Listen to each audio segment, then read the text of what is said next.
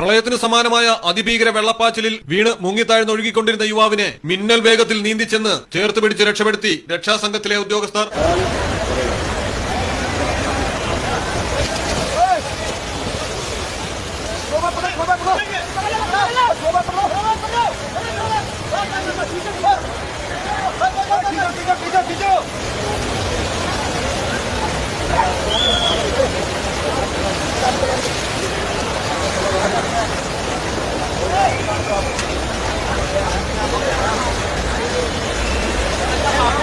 बचाने गए ना वो पूरा पकड़ के खींच लेता है।